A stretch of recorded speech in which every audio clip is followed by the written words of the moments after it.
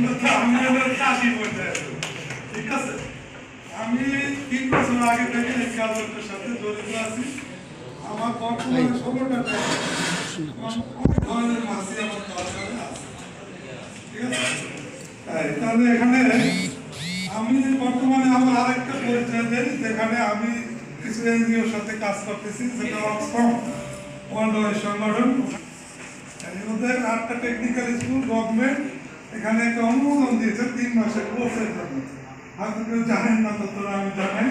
ওদের 1 তারিখ থেকে ক্লাস শুরু হয়েছে। আমাদের ওখানে প্র্যাকটিক্যাল হয় এবং ওখানে ক্লাস শুরু হয়।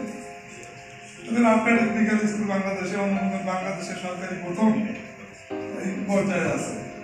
এটিসি মোটামুটি এখন চলতেছে। এছাড়া আমি এসডিএম এর সাথেও আছি। এসডিএম 40 জন করে পাশে দেয়, আমরা ফ্রি ট্রেনিং করে।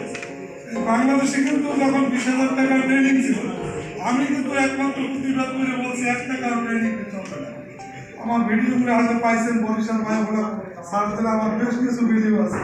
আমি কিন্তু ওদের 12টা বাজাই দিচ্ছি ওই একটা কারণে।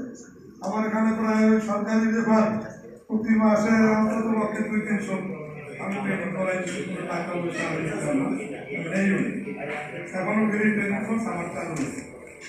তাহলে এখানে বাংলাদেশ গভর্নমেন্টেও কিন্তু 2টা প্রজেক্ট কিন্তু বাংলাদেশ সরকারের টাকা। আপনারা হয়তো জানেন না, একটা আছে কর্পোরেশন খোলায়, ওখানে 4টে ট্যাঙ্ক সরকারিভাবে আছে, আমি করে দিয়েছি এবং আমি উদ্বোধন করে দিয়েছি। আরেকটা হচ্ছে গলাচিপায়, ওখানে 2টা ট্যাঙ্ক অলরেডি চালু হয়েছে। সরকার কিন্তু অলরেডি এই দিকে ঝুঁকতেছে। এর অর্থ দাঁড়ায় না, এখানে কিন্তু বায়োগুলোর একটা ভবিষ্যৎ আছে। আছে কিনে তো বলেন, আপনারা বলেন অবশ্যই এটার একটা বড় ধরনের ভবিষ্যৎ আছে।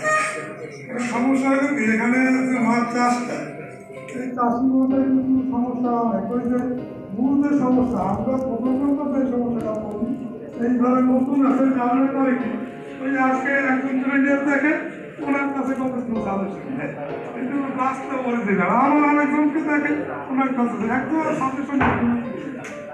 যেমন আমাদের যে একজনের নাম বলছে সজল, উনি কিন্তু বাংলাদেশের বায়ুগুলোকে 12টা বাজে। হ্যাঁ, উনি বলছে কি যে 150 গ্রাম খাবারের একটা নিমাস এনিমিটি কামানে ভিডিও করে আর সারা দেশে ছড়ায়। তার এখানে ভাবতে হবে পাগল মাছ কাছে বলে আসলে বুঝতে পারছেন ঘটনাটা। 150 গ্রামে কোনোদিন কি সম্ভব? 30% কোটি টাকা মাছ পরে কত, এইটাই তো হিসেবে নেয়। সমস্যাটা হলো আসলে এটা বাস্তবতা না। 1 কেজি মাছ করতে গেলে 1 কেজি খাবার লাগে, এটা ঠিক আছে। আমাদের অনেক ভাইরা এলগি দিয়ে কথা বলছেন, এলগি বেশি হলে কিন্তু আমার ক্ষতি আছে, ঠিক আছে। এলগি যখন বাড়ে ও নিজে একটা টক্সিন উৎপাদন করে, একটা টক্সিন কিন্তু ও ছাড়ে। আবার যখন 36 ডিগ্রি ওভার হয়, ভাইরা বলে আমি 45 গ্রাম মোটা, তখন কিন্তু এলগি মারা যায় এবং মারা গেলে পানি থেকে বিষাক্ত হয়। এলগিটা করবে এটা ঠিক আছে, কিন্তু একটা পর্যায়ে এলগিটাকে একটু কমাবে, ঠিক আছে। 36 ডিগ্রি যখন মারে এলগি মারা শুরু করে এলগি মারা। কারণ আমি চাইছিলাম এলগি ভাই এটা বলবে, কিন্তু উনি কিন্তু পয়েন্টটা বাদ দিয়ে গেছে। এটা দিকে খেয়াল রাখবেন, এলগি কিন্তু ক্ষতির উৎপাদন। ট্যাঙ্ক সেটার ব্যাপারে একটা পয়েন্ট ভাই বই করছেন ইঞ্জিনিয়ার সাহেব, ওই যে পানিটাকে ওভার করতে হয়, এইটা আমরা করিনি। মূলত ট্যাঙ্কটা যখন করি তখন মাঝখানটা হচ্ছে ভাই করছে যে 1 ইঞ্চি করে 5 ফিটে ডাউন থাকে। আমরা যেটা করি এটা হলো বাস্তব কথা। ওই যে টাওয়ারটা করে ওইখানে তো মাঝখানে ধরেন 10 ফিট হলে 10 ইঞ্চি ডাউন হচ্ছে, ওই মলটা ওইখানে জমা হয়। আমরা প্রতিদিন সকালে ওই মলটাকে বের করার জন্য হয়তো 10-20 লিটার পানি ফেলাই। ওই যে কালো ময়লাটা বের হয়ে যখন যায় তাহলে এখানে ওই ময়লাটা এটা কিন্তু আপনি যদি 10 দিন ফেলান পরে তো এই কোনো সেবা আছে 10,000 লিটার পানি বা 20,000 লিটার পানি এইভাবে কমলে 10 লিটার কমলে তাতে কিছু আসবে না। 10 দিন পরে পুরো এগুলো খালি করতে হবে। এখানে তো ব্যাকটেরিয়ার সমস্যাও আছে, ব্যাকটেরিয়া বলছে ব্যাকটেরিয়া কিন্তু বিভিন্ন ধরনের। এই ব্যাকটেরিয়া যে এফসিওটা করে করবেন এইটা কিন্তু এইটা খেয়াল করবেন যে এফসিওটা যদি বিদ্যুৎ এই অবস্থানে আছে সেই কারণে সফল হয় না। ব্যাকটেরিয়া অত্যন্ত ভালো কাজ করে, যদি ব্যাকটেরিয়া গ্রো করতে পারে ওগুলো কোটির তুলনায় 10 লক্ষ গুণ বেশি শক্তিশালী। একটা নাইট্রোজেন ব্যাকটেরিয়া 10 লক্ষ সমান। তাহলে আপনারা অভিযোগ গ্রহণ করার চেষ্টা করবেন, নাইট্রোজেন দিয়ে কাজ করতে পারবেন, কিন্তু দাম অনেক বেশি। এখানে খুব সম্ভবত একটা খাদ্যের দাম আমি সেদিন আলাদা একটা অনলাইনে সার্চ দিয়ে 2400 টাকা অনলাইনে গেলাম। তো 200 গ্রামে আপনি 4টে প্যাক কালচার করা যাবে। 50 গ্রাম দিলে একটা প্যাকে অলরেডি 7-8% হয়ে যাবে। ওই পানি দ্বিতীয় কালচার এরকম আমরা কিছু করি।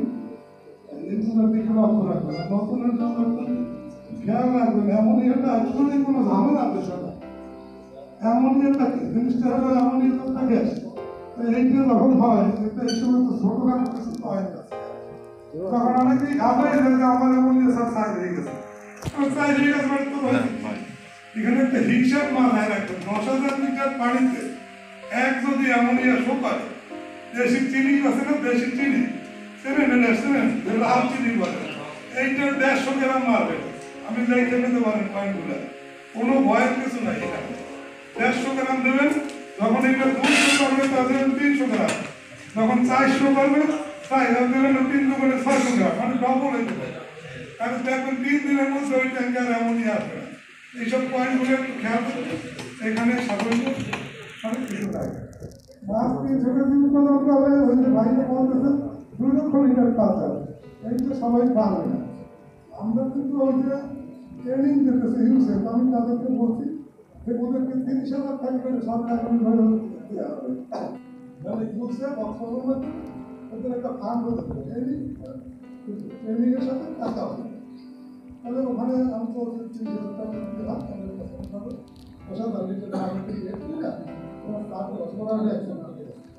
আমার ছেলে যদি দেশে কয়েক লক্ষ লোকের টাকাটা পায় তাহলে আমার অসুবিধা হতে পারে। ঠিক আছে, 300 টাকা মাছ করে ও কি সব মাছ খাইতে পারবে, ওর কিছু বেচতেও পারে। তাহলে এখানে ভালো একটা সুবিধা। ঠিক আছে, তাহলে এখানে আচ্ছা সুলতান ভাই, 30,000 লিটারের জায়গায় যদি 50,000 লিটারটা মিনিমাম হয় তাহলে কি খুব অসুবিধা হবে? অসুবিধা নাই, অসুবিধা নাই। এখন বর্তমানে মানে আমার কথা হচ্ছে আপনি 30,000 টাকা সবাইকে বলেন, সেই জায়গায় যদি 50,000 বলেন এটা কি খুব বেশি ক্ষতি হবে?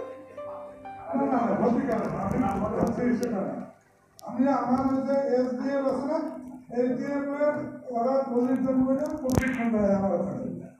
ওরা করে কি জানেন, ওরা 40,000 ওই যে যারা ট্রেনিং দেয় ওদেরকে 50,000 টাকা দিয়ে দেয়, বাংলাদেশ ব্যাংকের টাকা। ওদেরকে 50,000 লোন করাই দিয়া 3-4 মাস 5 মাস পরে টাকা ওদের দিয়ে দিতেছে। সেই মহিলা যদি একটা লোক প্যান্ট করে আমার ছেলে বাইকে যায়, আমি কেন সেটা গরম করতে পারবো? অবশ্যই আমরা সেখানে করতে চান, আমি চাইতেছি যে তৃণমূলে কোনো করবেন অবশ্যই।